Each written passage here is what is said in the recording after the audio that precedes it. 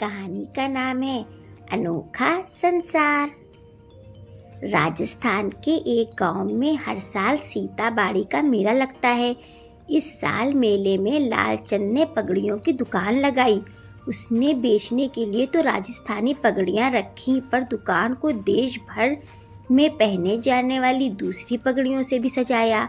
तरह तरह की पगड़ियों की वजह से इस दुकान की बातें सभी जगह हो रही थी। मेले में भी और आसपास के गांव में भी तरह तरह की पगड़ियों को देखकर लोग अचरज में थे।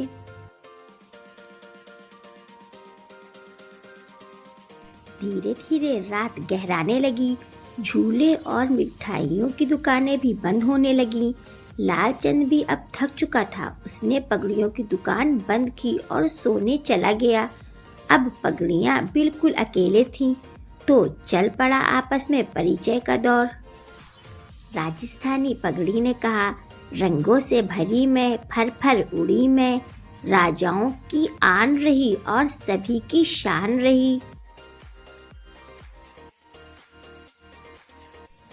पंजाब की पगड़ी ने नाचते गाते हुए कहा, बल्ले बल्ले सरदार की पगड़ी मतवाली, भांगड़ा मेरे बिना है खाली। अब सबसे अलग दिख रही सुंदर सजीली पगड़ी की बारी थी। उसने कहा, मैं हूँ दुल्हे की पगड़ी, मुझे न समझो अगली पगली, मैं दुल्हे की शान हूँ और बारात की जान हूँ। 9 हाथ मेरी लंबाई, खेती हारों की शान बढ़ाई, पहने मुझे देश भर के किसान, बढ़ा देती हूँ सबकी शान।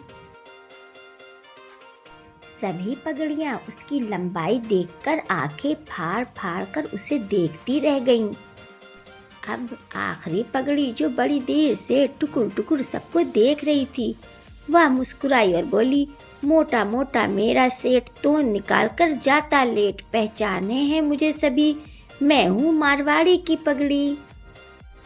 आधी रात बीत चुकी थी, पर पगड़ियां अभी भी अपनी बातों में इतनी मस्त थीं कि उन्हें समय बीतने का आभास ही नहीं हो रहा था। पूरा मेला सो चुका था, पर पगड़ियों की दुकान से बतियाने की आवाजें अभी भी आ रही थी। सुबह हो गई। लालचंद सोकर उठा और दुकान का पर्दा हटा दिया। धीरे धीरे बच्चों की भीड़ दुकान के सामने इकट्ठा हो गई। लालचंद, पगड़ियां और बच्चे सभी बहुत खुश थे।